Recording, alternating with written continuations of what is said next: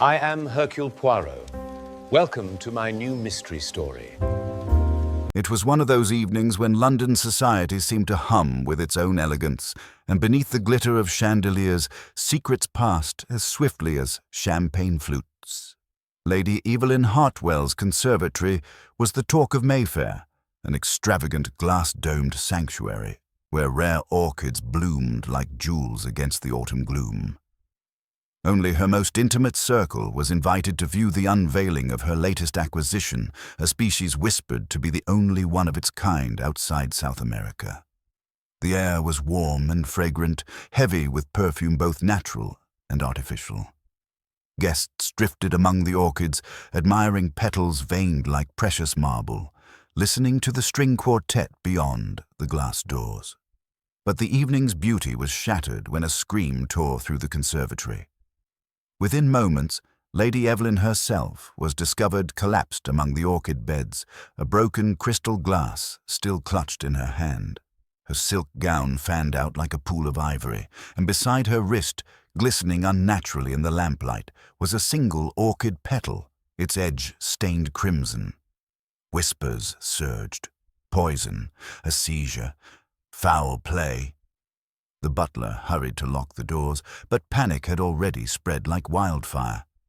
Among the guests were Lady Evelyn's estranged nephew, a celebrated botanist with debts he could not pay, a fashionable painter whose latest patronage came curiously from Lady Evelyn's rivals, a maidservant whose loyalty was rumoured to be for sale, and a mysterious gentleman with no invitation at all, claiming the orchids themselves had brought him here. By the time the doctor pronounced Lady Evelyn dead, suspicion had rooted itself as firmly as the orchids in their hothouse soil. Yet the police, bustling with officious energy, seemed at a loss amid the rare blossoms and perfumed air.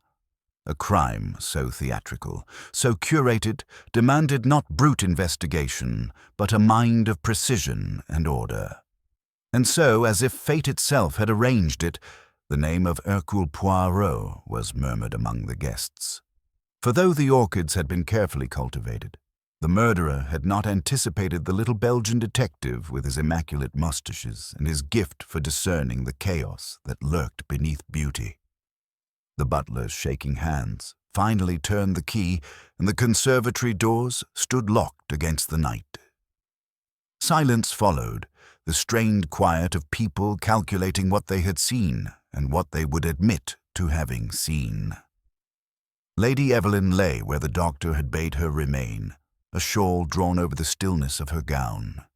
The orchids, watchful faces, seemed to look on. "Ladies and gentlemen," said the butler, Mr. Simmons, gathering himself, "her ladyship's instructions in any emergency were that guests go to the morning room." "If you will be so good." They moved unwillingly. In the long, pale room a fire was lit. Coffee brought. Mr. Simmons took the door like a man who trusted locks more than luck. Julian Hartwell, Lady Evelyn's nephew, spoke first. Tall, elegant, and frayed at the edges, he wore scarcity as if it were style. "We must be sensible," he said, adjusting a cuff with too much care. "My aunt has suffered shocks of late. The storm, her heart, these things combine." His eyes slid too deliberately to the cups. "She was brisk as ever this morning," said Mrs. Bligh, the housekeeper. "Particular about the silver, it wasn't her heart." From the settee, Clara Montfort, the painter, lifted her head. A dusting of cobalt stained one knuckle. "If we descend into accusations, Mrs. Bligh, we shall only make matters worse. Let us wait for the police." To Julian she added, too softly, "You are pale." "I am perfectly well," he said, and took coffee in a draught that did not help him. A gentleman of no introduction warmed his hands at the hearth. He had been named, perhaps by himself, as Mr. Lucien Vale. Nothing in Mayfair had given him consequence, yet he wore the air of a man admitted because he expects to be. At the window stood Elsie Briggs, the maid, slight and quick, fingers worrying the blind cord. She alone had not touched refreshment. Boots and murmurs filled the hall.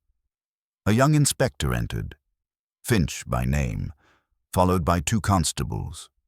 "I am very sorry for your loss," he said. "No one is to leave. I shall take your particulars here."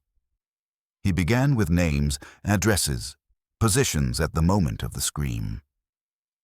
Mr. Simmons described the conservatory tea.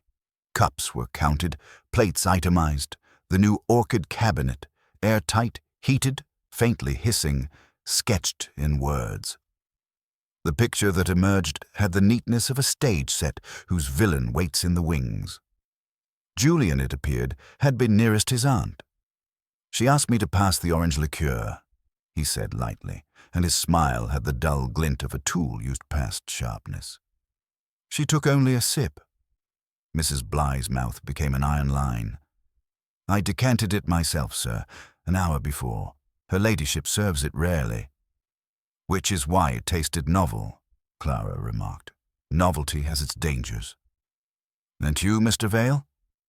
Finch's pencil hovered. "I admired the hybrid," Vale replied. "Her ladyship acquired it by channels not strictly botanical.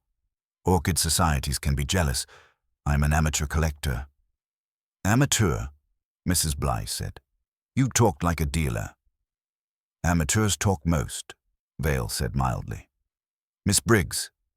Elsie's voice came small. "In the corridor, sir. The bell rang for hot water. When I brought it, her ladyship laughed at something Mr. Hartwell said. Then the glass slipped. I fetched the doctor." Mr. Simmons cleared his throat. "Inspector, there was a letter by the second post. Her ladyship opened it before tea. She read it once and burned it in her grate." "From whom?" "No address," said the butler. "A hand I did not know. There was a smell to it. Not paper, bitter. Like almonds, but not."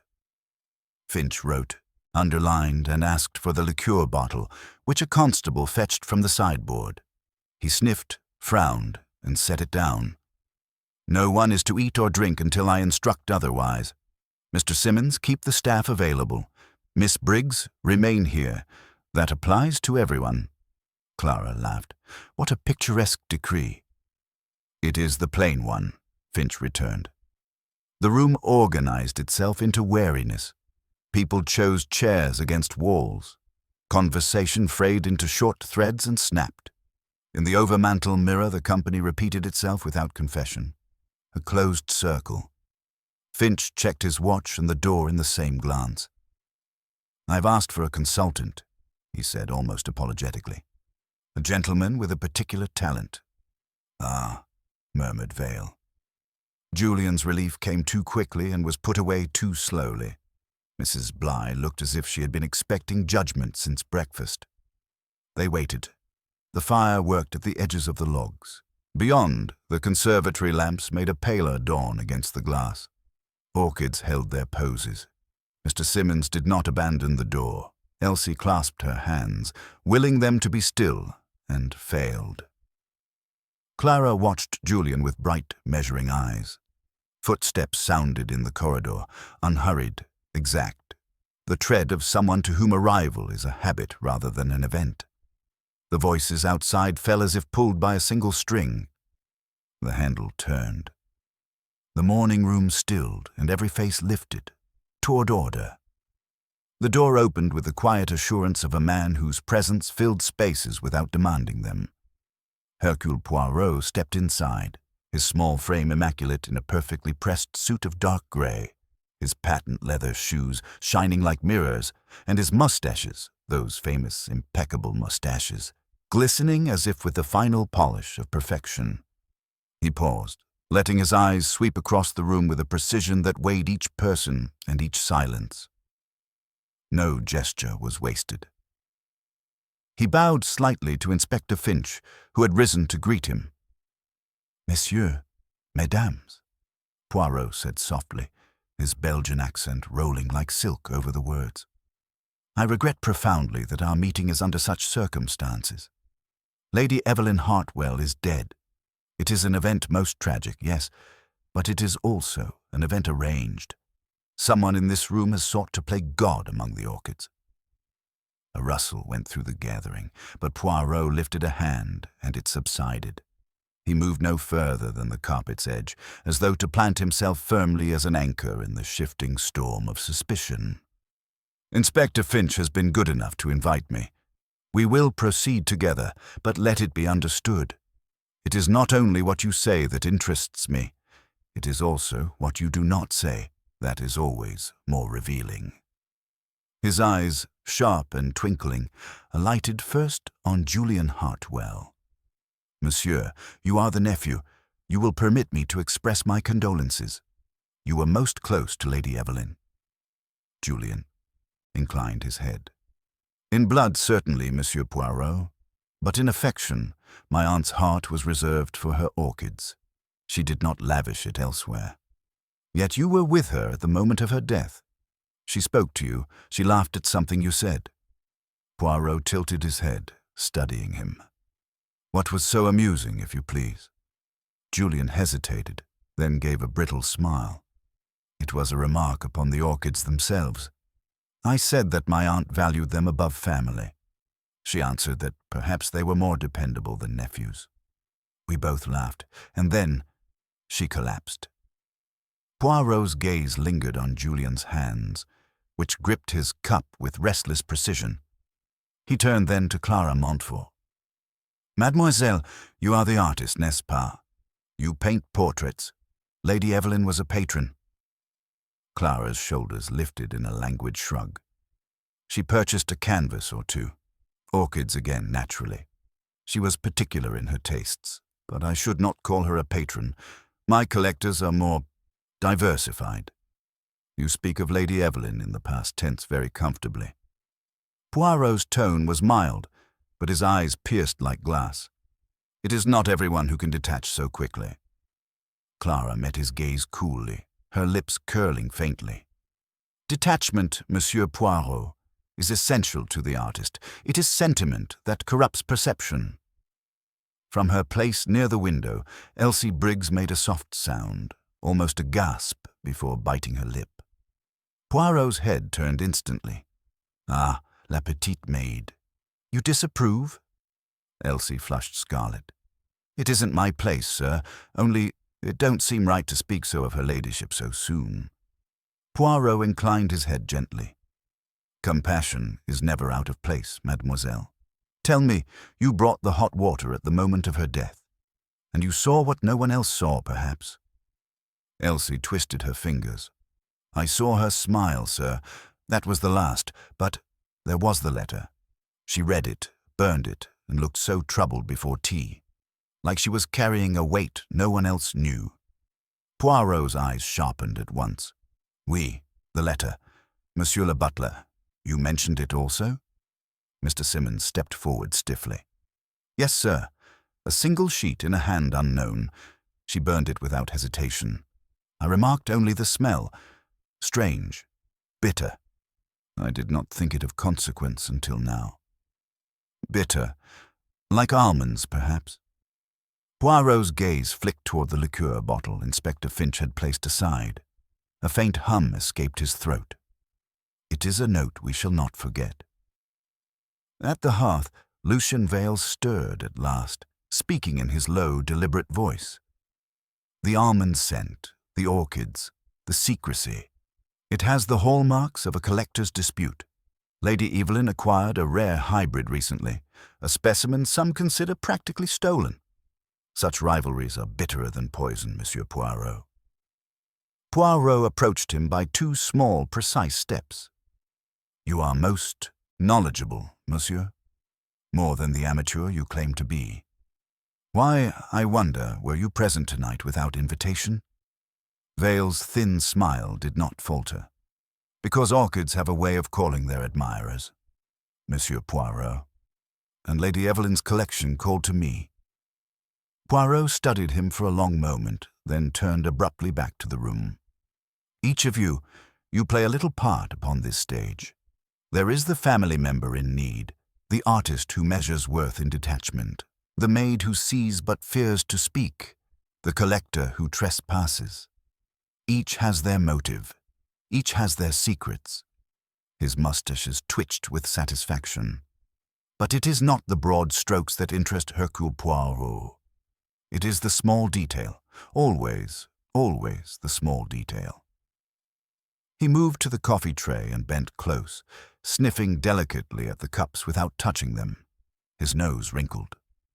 "Inspector Finch, I advise none of this coffee be drunk. Already it cools, but one never knows what has been added. It is dangerous, n'est-ce pas, to assume safety when death has already been poured tonight." The inspector, startled, signaled to the constables, who whisked the tray away at once. A hush fell, thick and uneasy. Poirot straightened, satisfied. "We will begin with questions, yes. But it is not interrogation, it is listening. I will hear your truths and your lies, mes amis, and I will decide which is which. For the murderer who loves orchids sits among us still, and the petals of truth will open one by one." His eyes rested on each of them in turn, as though weighing the very air they breathed. Then, with a flick of his cuff, he gestured to Inspector Finch. "You will arrange that I speak to each guest privately, alone without the audience of the others. In that way, the mask may slip, and the little grey cells may begin their work. And in the firelight of Lady Evelyn's morning room, with the orchids still glowing faintly in the conservatory beyond, Hercule Poirot began his investigation. Poirot's request was obeyed with an efficiency born of unease. Inspector Finch directed that each of the assembled guests be escorted one by one into the adjoining study, a smaller chamber lined with books and shadowed by heavy velvet drapes. The constables stationed themselves discreetly in the hall, while Poirot arranged himself at a writing desk, every angle of his posture betraying control. He smoothed a blotter before him, aligned the inkwell with the edge of the desk, and folded his hands delicately atop the polished surface. It was less the order of the study that mattered than the order within Poirot's mind, and all who entered would find themselves measured against that standard. Julian Hartwell was the first to be summoned. He came with a certain haughtiness, as though irritation at being questioned might substitute for innocence. Poirot regarded him with the calm of a physician observing a patient. "You were closest to Lady Evelyn in those final moments," Poirot began quietly. "The liqueur, the laughter, these are not trivial matters, monsieur. Tell me again, in every detail, what occurred." Julian clasped his hands behind his back and began to pace, though the room offered little space for such theatrics. "I told you already," she jested about preferring her orchids to her family. "It was an old refrain between us." I laughed with her. She sipped from her glass, and then she fell. Poirot raised one finger. "And you, monsieur? Did you drink also?" Julian paused. "I did not. I never cared for that particular cordial. Too sweet for my taste." "Too sweet," Poirot murmured, his eyes narrowing. "Yet your aunt enjoyed it. Curious, is it not, that you poured for her what you yourself declined?" Julian stiffened. "That is hardly evidence of anything. She asked for it. I obliged." "Naturellement," Poirot said gently. "And yet, were there not other ways you might oblige her, if her affection for you was as thin as you suggest? Perhaps a little generosity from the inheritance that is so certain? Or perhaps, monsieur, the generosity was to run in the opposite direction, from her to you." Julian's jaw clenched. "I owe some debts. London is not kind to the gentleman of limited means. My aunt knew of them, yes, but she refused to help. Her fortune dies with her orchids, Monsieur Poirot. She threatened only last week to leave it all to the Horticultural Society." "Ah," Poirot said softly. "So you did not stand only to lose her affection, but also her fortune. It is a thing that weighs heavily upon the heart and upon the conscience." Julian made no reply. His eyes had turned cold, his lips pressed thin, but he offered nothing more. Poirot waved him away with courtesy, though his gaze lingered long after Julian departed. Next was Clara Montfort, drifting into the study with an air of languid poise. She lowered herself into the chair opposite Poirot as though it were a stage prop, one hand resting lightly on her cheek. "Mademoiselle," Poirot said, "you knew Lady Evelyn not only as a hostess but as a subject. A woman painted upon your canvas is not a stranger to you. Did she confide? Clara smiled faintly. If she did, it was in the way people confide to artists, half truth, half theatre. She wanted me to capture her orchids, not her soul, though perhaps, to her, they were the same. Poirot studied her closely. And yet you speak of detachment. But I think, mademoiselle, you are not so detached as you appear. The eye of an artist is too sharp to be indifferent. Her lips curved with amusement. You flatter me, monsieur. Perhaps I saw things. I saw her argue with Julian, yes. I saw her grow anxious after that mysterious letter arrived. And I saw a stranger, Mr. Vale, whose eyes lingered too hungrily on the orchids themselves. But if you want a confession, I fear you will not have one from me. Poirot leaned forward slightly. Confession, no, but observation, yes. Did you see Lady Evelyn touch the glass before Julian handed it to her? Clara's brows arched. Why, yes. He poured, she reached, she drank. All quite natural, unless you suggest his hand lingered too long. Poirot did not answer, but his moustache twitched. Clara's gaze lingered on him, speculative, before she rose and swept from the room, her perfume trailing faintly behind. Elsie Briggs entered next, hesitant, her hands twisting at her apron. Poirot softened his voice. Mademoiselle, you are frightened. You need not be. Tell me, when you brought the hot water, did you notice aught unusual? Elsie nodded quickly, then stopped herself. I did, sir. It's small, but I saw Mr. Hartwell slip something into his pocket just before her ladyship took her glass. It might have been nothing. A handkerchief, perhaps, but he was quick about it. Poirot's eyes gleamed. Ah, the smallest details. You see, they are always the most important. And tell me, did you notice her ladyship's expression when she burned the letter? She looked troubled, sir, as though it said something dreadful, and she laughed when Mr. Hartwell joked, but it was a nervous laugh, like someone who hides worry. Poirot reached forward, patting her hand lightly. You are observant, my child. Do not fear to speak. It is courage to tell the truth. He dismissed her kindly, watching as she almost fled the room with relief. At last came Lucien Vale. He entered with slow deliberation, seating himself with the confidence of a man certain of his part. Monsieur Vale, Poirot said, you claim to be an amateur, yet your knowledge of orchids is vast. You speak of rivalries, of acquisitions by questionable means. Tell me, were you among those who resented Lady Evelyn's possession of the rare hybrid? Vale smiled faintly. Resentment is too weak a word, Monsieur Poirot. Among collectors, such thefts are wars declared. I would not have killed her for it, if that is your question, but others might. And yet, Poirot observed, you came tonight uninvited, risking humiliation, perhaps even arrest. Why take such a risk unless the orchids meant more to you than you admit? Vale's gaze sharpened. Because I suspected she had obtained the Rothschild's orchid illegally. I wished to see it with my own eyes. If I had proof, I could have ruined her reputation in the botanical world. But I found none. Only death. Poirot leaned back, considering. Monsieur Vale, the orchids. They conceal much, perhaps not only beauty. His eyes dropped to the faint stain of soil on Vale's cuff. Were you in the conservatory before the others arrived?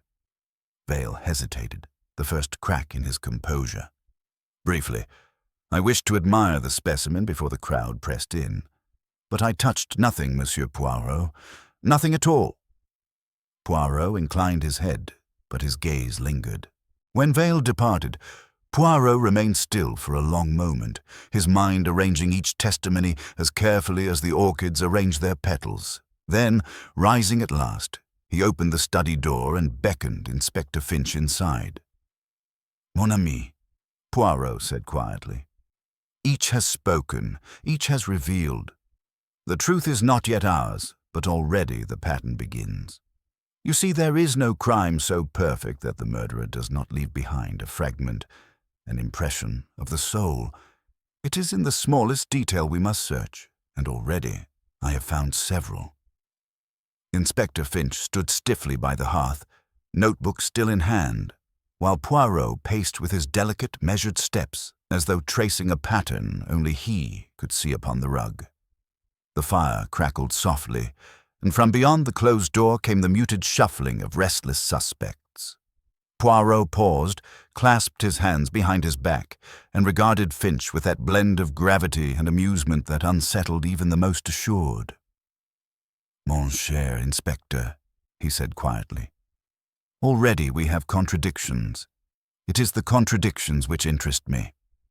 A letter that vanishes in flame yet leaves the memory of almonds. A glass handed by one who refused to drink.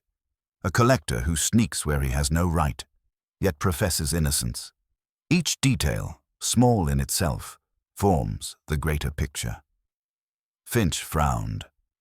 "And yet we've no proof. A missing letter, a scent that may have come from the liqueur, and a handful of motives. The magistrate will demand substance."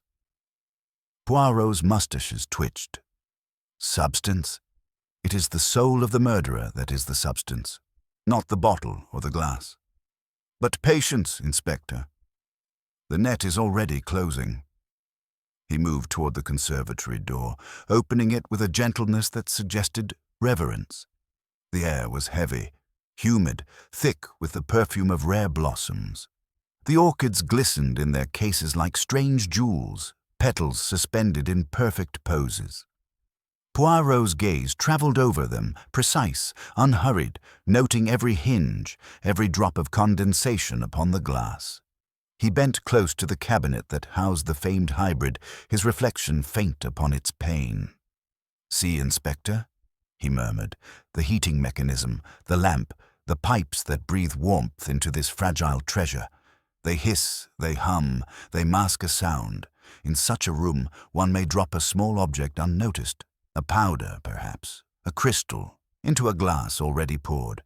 Eh bien, who among them had reason and opportunity?" Finch stepped nearer, uneasy among the flowers. Hartwell, perhaps. The nephew was closest. Poirot nodded slowly. "Yes. And yet the maid. She insists his hand went to his pocket before the fatal sip. Was it to conceal or to produce? The question, it remains. And then, Mademoiselle l'artiste, she sees with eyes that capture truth, but what truths does she conceal? And Monsieur Vale, who knows too much of orchids to be harmless. Ah, it is a bouquet of suspicion, Inspector, each bloom more poisonous than the last. They returned to the morning room, where the suspects waited in strained silence. Poirot stood before them, his small figure commanding the space with effortless authority. "Mes amis," he began softly, "Lady Evelyn is dead, but she has not left us without testimony. The orchids, the glass, the letter, they speak still. I shall have your patience as I make small inquiries." He turned suddenly toward Julian. "Monsieur Hartwell, when your aunt burned the letter, you saw the flames.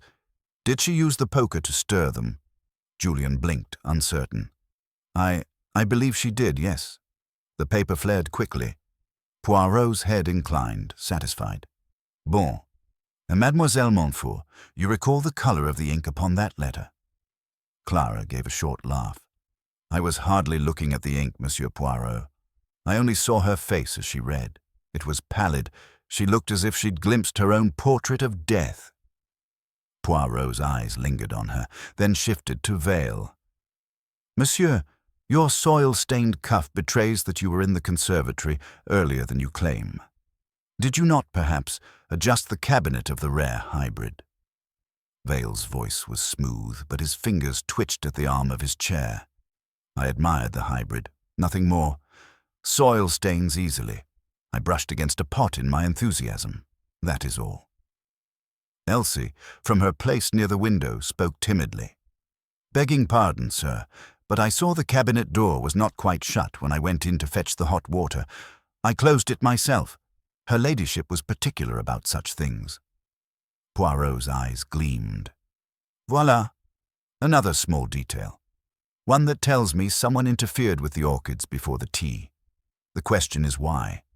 To admire, or to disguise something else? Finch moved restlessly, impatient with the subtleties. We should search their rooms, Poirot. See if any poison or suspicious powder is found. Poirot lifted a finger. Patience, mon ami. The guilty one has already revealed much without knowing. Each word, each gesture, it adds to the portrait. What we require now is pressure. The guilty, they will crack beneath it, like a flower too long in the sun. He turned his gaze back to the suspects. Tonight we shall remain in this house together. Tomorrow perhaps I shall have the answer. But know this, the murderer has betrayed himself already. It is only a matter of hours before the truth is laid bare. A collective unease spread through the room.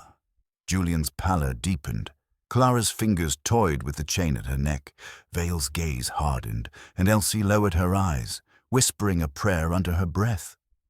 Poirot, satisfied, withdrew once more into silence, the firelight glinting upon his moustaches. The little grey cells stirred, arranging patterns invisible to others, while the night gathered outside, heavy and watchful.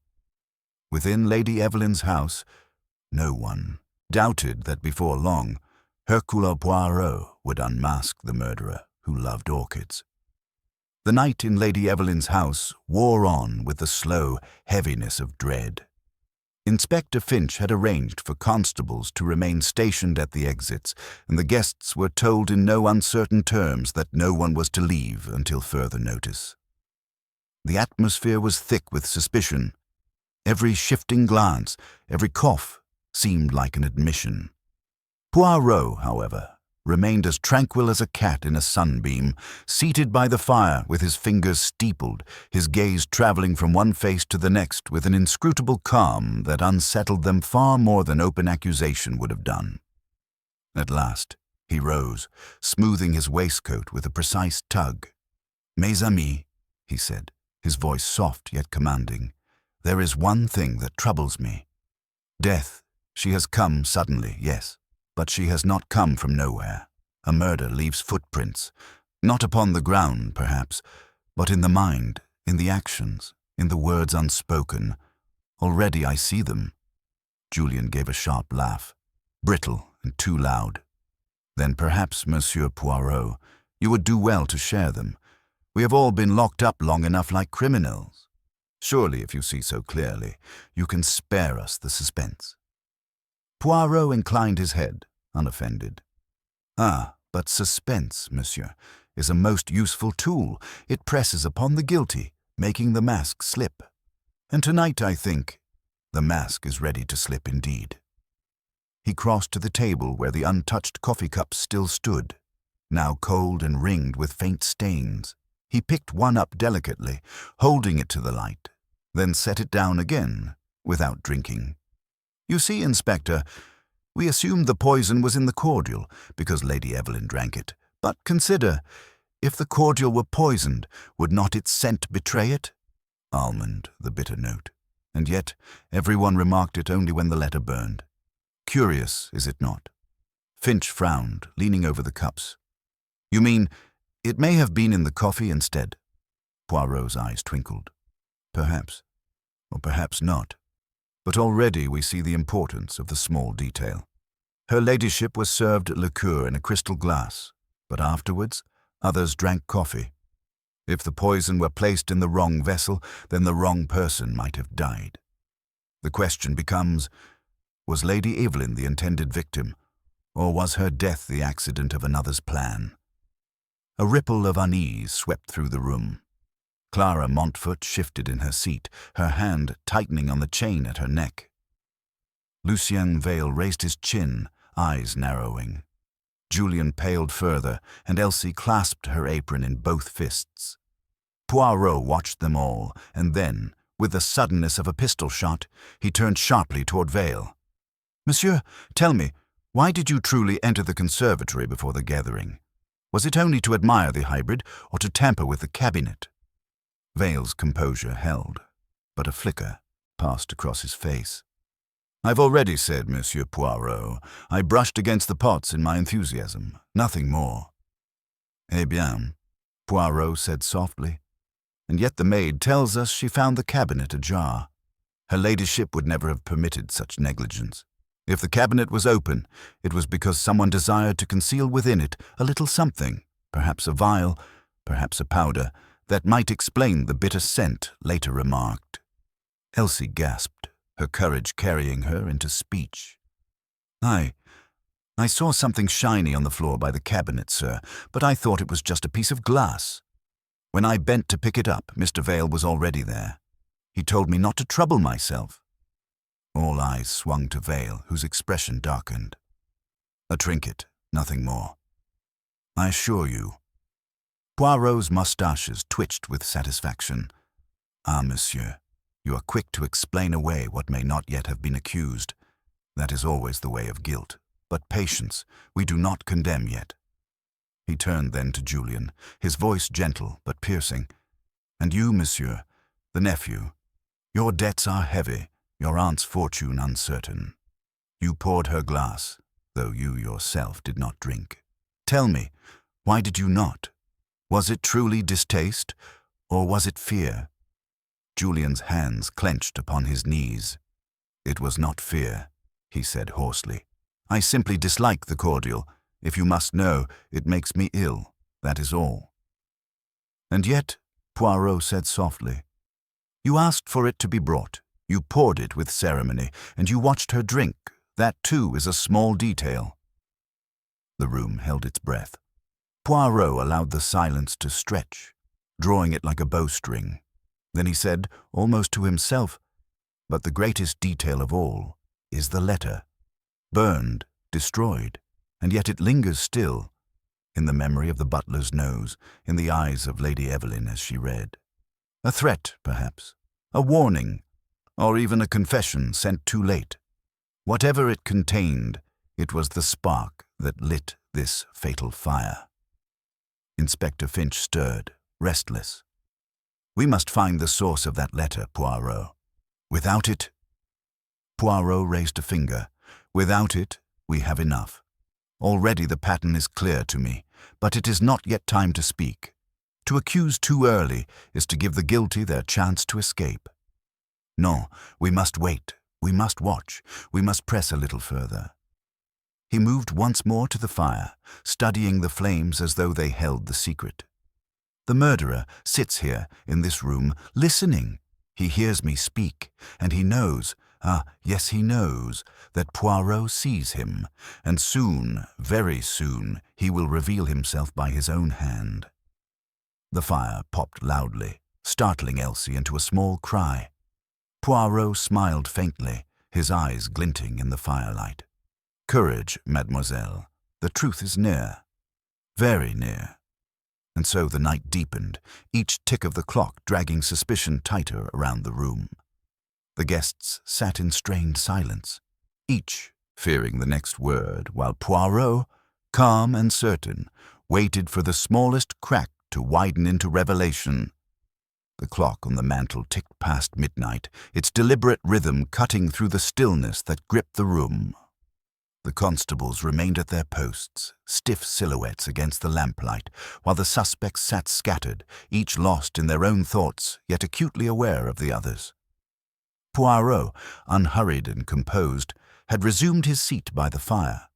His eyes, half closed, seemed to study the flames, but in truth they measured every shift of posture, every flicker of unease that crossed a face. He had spoken enough to unsettle them, and now silence did his work more effectively than interrogation. At length, Clara Montfort rose with a restless sweep of her skirt.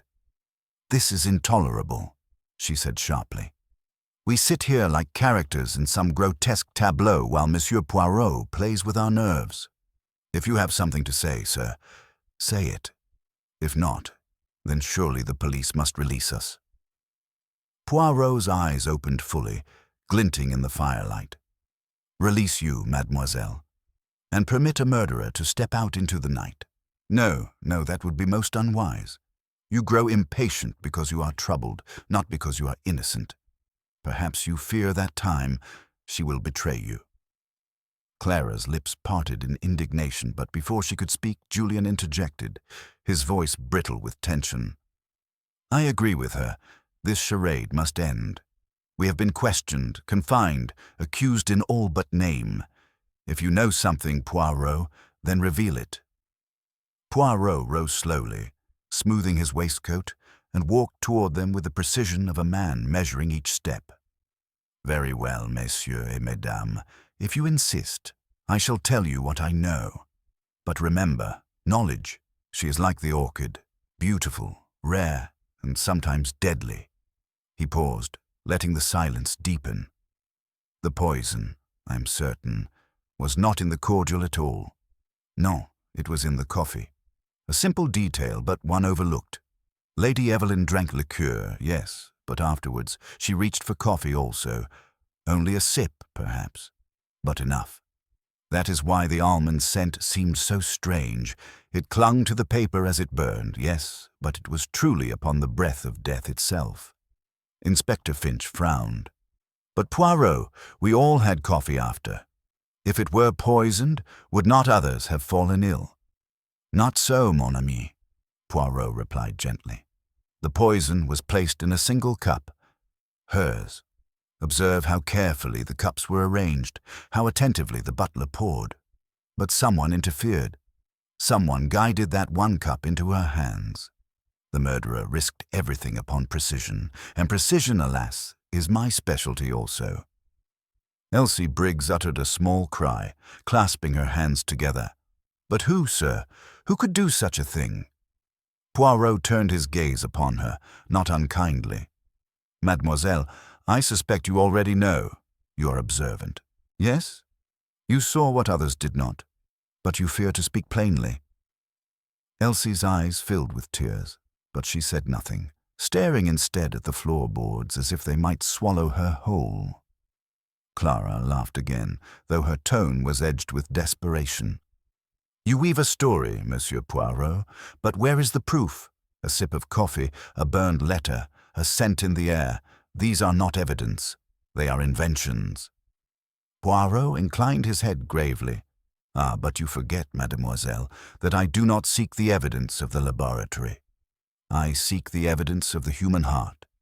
And there, the contradictions bloom like orchids. Consider Julian, who poured a drink he did not taste. Vale, who entered where he should not, leaving soil upon his cuff. You, mademoiselle, who protest too much your detachment, and the maid, who sees and trembles. Each one a puzzle piece. When the last piece is placed, the whole picture will be clear." Vale shifted in his chair, his voice low and cutting. "You play with us, Monsieur Poirot. Perhaps you hope the real culprit will confess out of sheer exhaustion, but that is folly. None of us will oblige you." Poirot's eyes gleamed. "Do you think so, monsieur? We shall see. For already the murderer trembles, already the mask slips, and soon there will be another act in this drama." As if on cue, the door burst open and one of the constables hurried in, breathless. "Inspector, a disturbance in the conservatory." Finch leapt to his feet, and the room erupted in startled cries. Poirot raised a hand sharply. "Silence! We go together." He led the way with surprising swiftness, his small figure cutting through the chaos with perfect authority. The guests followed, some pale, some eager, all caught in the snare of curiosity and fear. The conservatory glowed eerily in the lamplight, its glass panes misted with condensation, the orchids seeming almost luminous in their glass cabinets. At the far end, a pane had been forced open, and on the floor lay a shattered flower pot, soil spilling like dark blood across the tiles. Poirot bent over the broken pieces, his eyes keen. Ah, so. The murderer grows desperate. He sought to destroy something, perhaps a trace, perhaps a clue hidden in the soil. But he has only betrayed himself further. This clumsy act, it is the cry of guilt. Julian muttered under his breath. It could have been anyone. Any one of us could have slipped away to do this.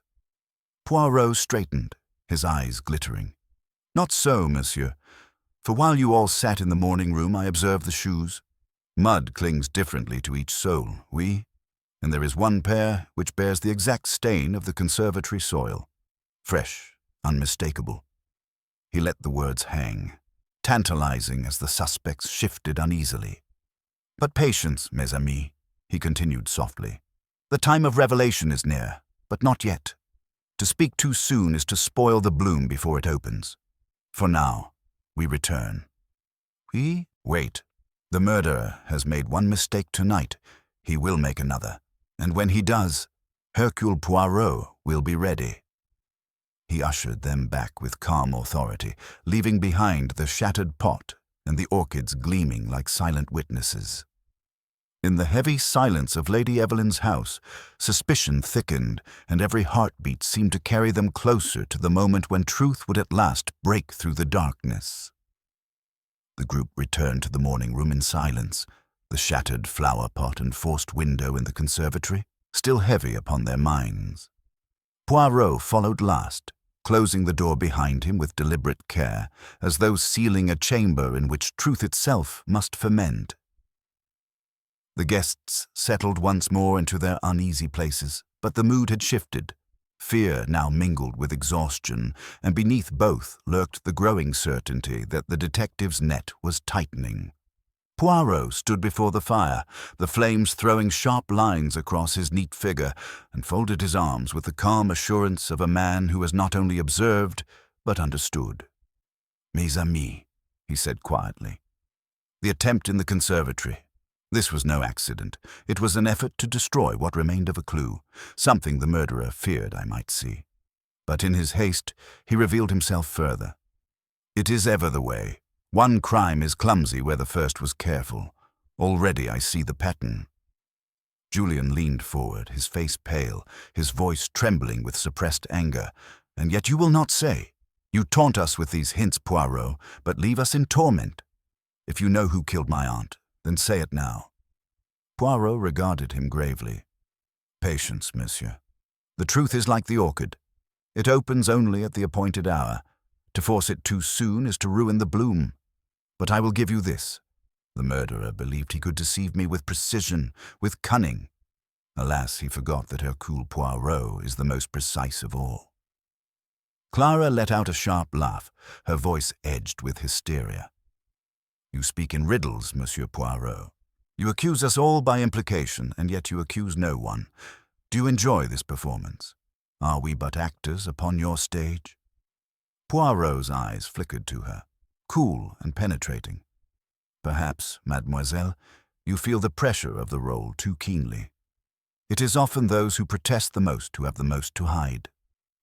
Her face flushed, but she said no more, her fingers worrying the chain at her throat until the links pressed red marks into her skin. Inspector Finch shifted uncomfortably, his patience frayed. "Poirot, with respect, this cannot continue all night. My men are weary, and the magistrate will expect a report in the morning. If you have something solid, now is the time." Poirot inclined his head slightly. "Ah, mon cher Finch, you are English, and therefore you believe only in the solid. The fingerprint, the weapon, the chemical test. But murder, she's not always so obliging. The true evidence lies in psychology. Consider what we know. Lady Evelyn burned a letter that disturbed her greatly. She laughed at her nephew's jest, but her laughter was forced. She sipped both liqueur and coffee, though she seldom drank the latter at night. And at once, she died. Now, who knew her habits well enough to exploit them? Who was close enough to guide the fatal cup into her hand? Elsie gave a small gasp, her hands flying to her mouth, but again she dared not speak. Poirot's gaze softened as it fell upon her. "Courage, mademoiselle. The smallest servant often sees the greatest truth. But let it be for now. The moment is not yet ripe." He turned back to the group at large, his mustaches bristling with quiet triumph. "The disturbance in the conservatory, it was an attempt to erase a mistake. But mistakes, they cling, like soil upon a cuff, like bitterness upon the tongue. And now I tell you this. The murderer sits in this room, listening to my words, and already he knows that I see him. Soon I shall gather you all together, for the final time, and then, mes amis, there will be no more riddles, only revelation." The words fell into the silence like stones into a pond, rippling outward to touch each heart.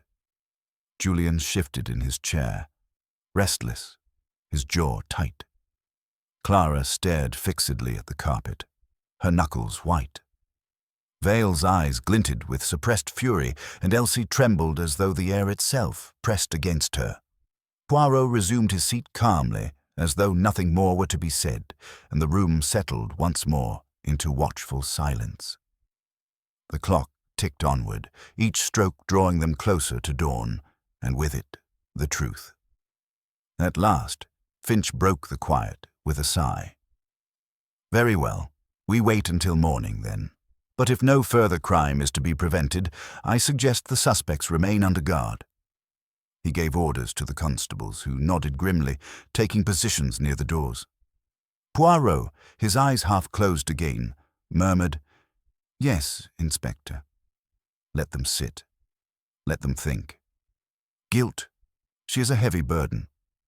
By morning it will weigh too much to bear." The guests exchanged uneasy glances, none daring to meet the other's eyes. The fire sank lower in the grate. Shadows deepened along the walls, and in the stillness, the presence of Lady Evelyn seemed almost palpable, as though her spirit lingered among the orchids and the lamplight, waiting for justice. Poirot alone seemed utterly at ease, his little grey cells working tirelessly beneath his calm exterior, arranging each clue into its rightful place. And so the night stretched on, thick with suspicion, until the moment would come when Hercule Poirot would demand the gathering of all suspects, and the final petals of the mystery would at last unfold. The lamps burned low, and the fire had settled into a bed of glowing embers, but no one in the morning room slept. They sat in strained stillness, each absorbed by thoughts they dared not voice. The constables stood like statues, their eyes fixed upon the uneasy suspects. Poirot alone seemed untouched by the weariness of the hour, his small figure upright in the armchair, his gaze watchful beneath half-lowered lids. The little grey cells were at work, sorting, weighing, discarding, until the final pattern should reveal itself. A sudden creak disturbed the silence. Elsie Briggs, the maid, shifted in her chair, then rose with hesitant steps. "Please, sir," she whispered to Inspector Finch, "might I fetch water? My throat—" Finch, who had grown impatient with the long vigil, gave a short nod. A constable moved to accompany her, but Poirot lifted a finger. "Un moment. Mademoiselle Briggs, sit down. It is safer so." Elsie froze, eyes widening before she obeyed with a nervous curtsy. Poirot regarded her with gentle firmness. "You tremble, ma petite. You fear something more than thirst. Tell us, what is it?" Her lips parted, then closed again, the words caught in her throat. "It's nothing, sir. Only the waiting." "Ah," Poirot murmured, "but waiting reveals much. It is in waiting that guilt becomes unbearable." His gaze drifted deliberately toward Julian Hartwell, who sat hunched forward, his hands clasped tightly together. Julian's head lifted at once, his eyes blazing. "Enough of this, Poirot. You torment us with insinuations, yet you accuse no one. Do you think we shall sit here until dawn while you spin your riddles? My aunt is dead, and you mock her memory with this game." Poirot rose, smoothing his moustaches with delicate precision. "It is no game, monsieur. Murder, she is never a game. And yet, if I do not speak fully now, it is because I wait for the guilty hand to betray itself completely. You see, the murderer has already acted once in desperation. By breaking the flower pot, he will act again, and when he does, the truth will bloom at last." Clara gave a brittle laugh, though her face was pale. "You speak as though we are puppets dancing for your amusement, Poirot. Do you think the killer will obligingly step forward and confess?" Poirot's eyes gleamed. "Confess? Perhaps not with words, But actions, mademoiselle, they confess more eloquently than lips. Even now I see the strain, the cracks forming in the mask. Soon, a gesture, a glance, will be enough. As though summoned by his words, a loud knock echoed from the conservatory door. Everyone started violently. One of the constables hurried to investigate, returning with a puzzled expression. "Nothing there, sir. No one. Only the wind against the glass." But Poirot's expression sharpened. "No, not the wind. It is the hand of guilt, restless, seeking escape, testing the locks. We must be vigilant." He looked to Finch. "Double the guard. No one leaves, not even to breathe the night air." Finch obeyed reluctantly, his jaw tight with fatigue. The constables took up new positions, their boots echoing on the floorboards. The suspects watched in uneasy silence, each seeming smaller beneath the weight of suspicion. Poirot returned to his chair, his voice calm but firm. "Now, let us recall once more. Lady Evelyn read a letter and burned it. She poured cordial, she sipped coffee, and then she died. The cordial, I believe, was innocent. It is the coffee that killed. A single cup, prepared with care. And who, mes amis, was in the perfect position to guide that cup into her hand?" Julian shifted violently. "You mean me," he cried, "because I stood beside her, because I handed her the glass. But I swear, Poirot, I did nothing. I may have debts, but I am no murderer." Poirot regarded him gravely. "Perhaps, monsieur. And yet the maid saw you slip something into your pocket at that very moment. Was it a handkerchief? Or something more deadly?" Julian sprang to his feet, his face ashen. "Lies! I slipped nothing. She missaw in her panic." Elsie, trembling, whispered, "I know what I saw, sir. I'd not lie about it." Poirot's voice cut through the rising commotion, firm and cold. "Silence. There is no need for anger. Already the truth draws close. But it is not complete. One detail remains, one piece of the puzzle not yet in place. When I have it, I shall speak, and all will be clear." The room fell into uneasy stillness again, the tension thick as smoke. Poirot resumed his seat, his eyes glittering in the dim light. "We wait. The guilty will act, for he cannot help himself. And when he does, Hercule Poirot will be ready." The fire crackled, the clock ticked, and outside the wind stirred faintly against the conservatory glass. Within the house, the weight of unspoken truth pressed down on every heart, each tick of the clock dragging them closer to the moment when the murderer's mask must finally fall. The minutes dragged on, each one an ordeal of silence broken only by the crack of the fire or the relentless ticking of the clock. The air seemed heavier with every breath, as though the very walls of Lady Evelyn's house pressed inward upon those who waited.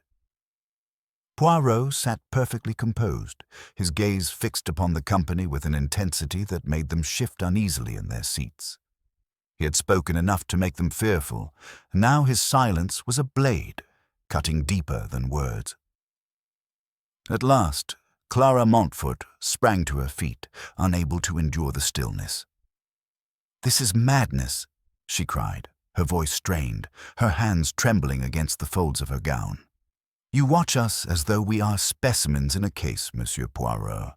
But we are not insects for you to pin and study." Poirot rose as well, moving with slow precision, his small frame radiating authority. "And yet, mademoiselle, is it not so? Murder places us all under glass, each movement, each word, preserved and magnified until the truth is revealed. Lady Evelyn's death was not random. It was chosen, arranged with care. To understand the murderer, one must study him as carefully as she studied her orchids." Clara's lips parted as if to speak again, but no words came. She sank back into her seat, her eyes glimmering with some emotion she struggled to master. Poirot turned his attention to Julian Hartwell, who had been pacing near the window like a caged animal. "Monsieur, you demand the truth? Then listen well. The poison was not poured by chance. It was not a careless scattering. It was placed with precision into a single cup at the very moment when Lady Evelyn was certain to take it. Who among you knew her habits well enough to predict she would reach for that particular cup? Julian stopped pacing, his face pale and drawn. "I suppose you mean me," he said hoarsely. "Because I stood beside her, because I served her, but I tell you again, Poirot, I'm innocent. I had no reason to kill her." "Ah," Poirot murmured, "but you had debts, did you not? And your aunt had spoken of leaving her fortune elsewhere. Is that not reason enough?" Julian's hands clenched. She threatened often, but she would never have done it. I was her only blood. Poirot's eyes twinkled with cold amusement. "Blood, monsieur, has been spilt before for less than money. But let us not judge too soon." He turned suddenly toward Vale, who sat motionless, his expression carved from stone. "Monsieur Vale, you too are suspect. You entered the conservatory before the others. You tampered with the cabinet, and you sought to hide something beneath the soil. And yet I ask myself, was it murder that brought you here, or only the obsession of the collector? An obsession, certes, but perhaps not a murderous one." Vale's eyes flashed. "You see too much, Monsieur Poirot. Yes, I entered where I should not. Yes, I coveted the orchids, but I would never have harmed Lady Evelyn. Orchids are passion, not death." "Passion," Poirot said softly, "can lead to both." His gaze fell last upon Elsie, the maid, who shrank beneath his scrutiny. "And you, mademoiselle, you have seen what others did not. You have spoken of pockets and cabinets, of laughter that was not laughter. But there is more, is there not? Something you have held back." Elsie's eyes filled with tears. I daren't, sir. It would ruin me." Poirot stepped closer, his voice gentle yet firm. "Better to ruin yourself with truth than to be ruined by silence. Speak, child." She looked around the room, her breath shallow, then whispered, "I saw Mr. Hartwell slip something from his pocket into her ladyship's coffee. Just a flick of the hand, quick as a blink. I wasn't sure at first, but when she fell, when she died, I knew." A murmur surged through the room, Julian paling, Clara gasping, Vale leaning forward sharply. Finch barked, "Hartwell, is this true?" Julian's voice rose in desperate fury. "Lies! She lies to save herself. She hated me. Everyone knows it." Poirot raised a hand, silencing the uproar. "Non, monsieur, she does not lie. For the truth is this. You slipped something indeed, but it was not poison." Julian froze, his lips parted, his eyes wide with confusion. Poirot's mustaches twitched as he continued, his tone cool and deliberate. "You slipped in a small sachet of powder, yes, but it was only a medicine. You feared your aunt might have one of her fainting spells, as she had suffered before. You hoped to prevent embarrassment, but you did not poison her. Someone else took advantage of your act. Someone else poisoned the coffee before it ever reached your hand." Julian's knees buckled, and he sank into a chair, burying his face in his hands.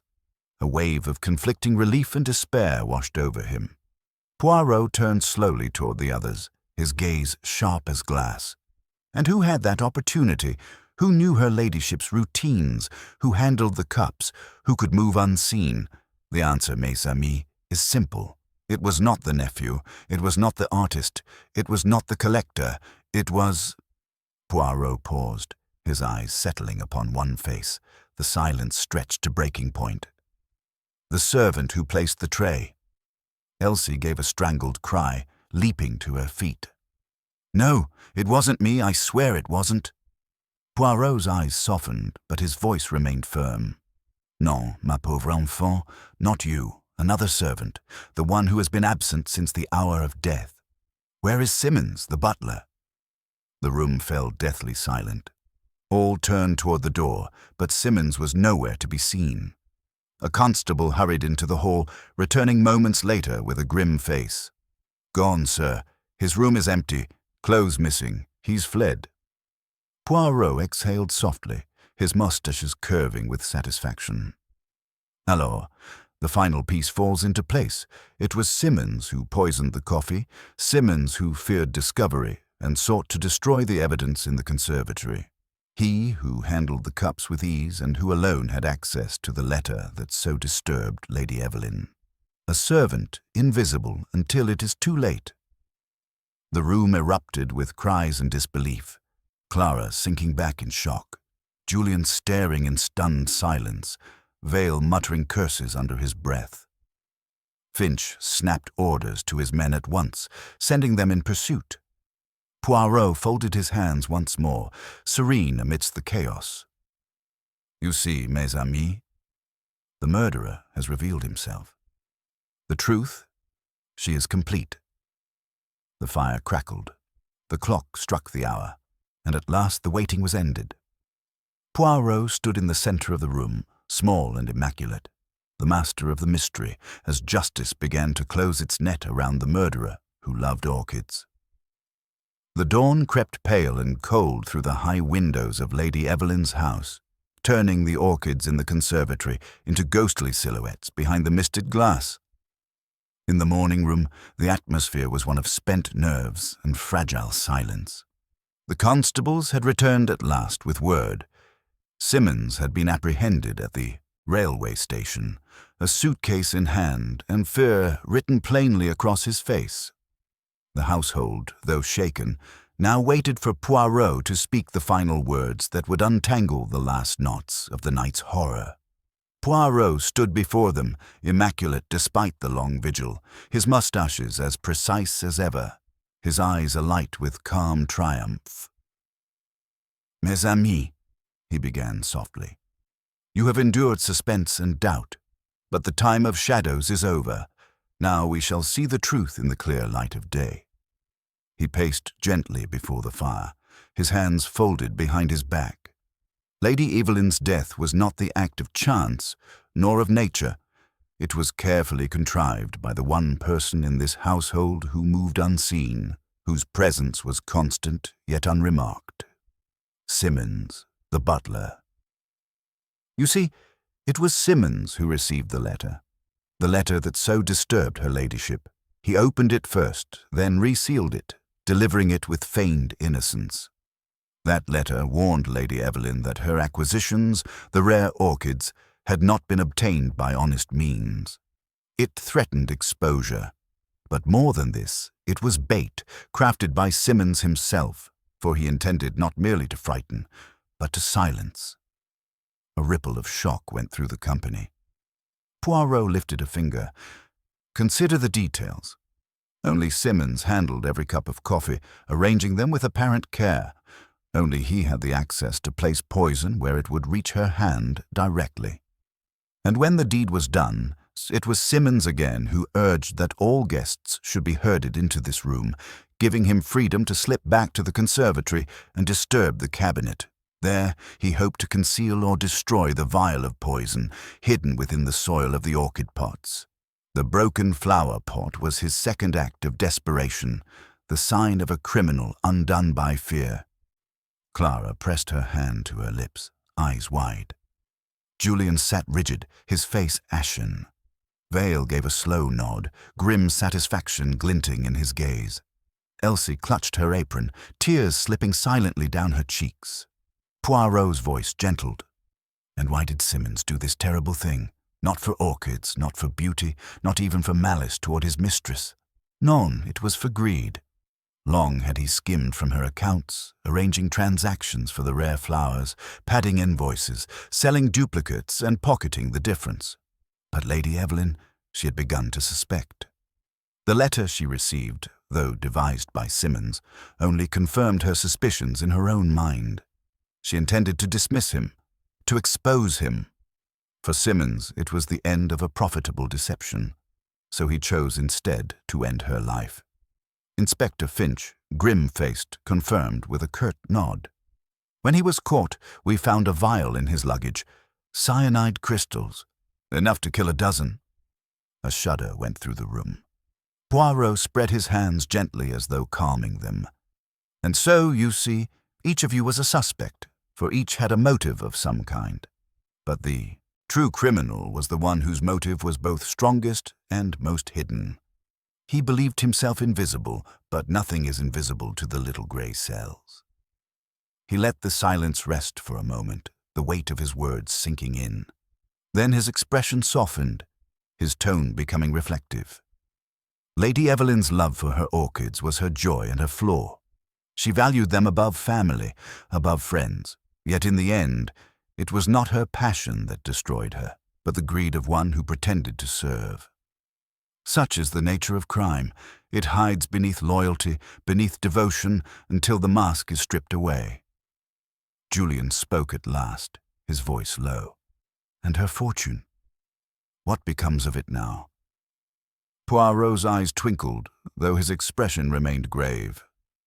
That, monsieur, is for the solicitors. Perhaps it will go to the orchids after all, but remember this.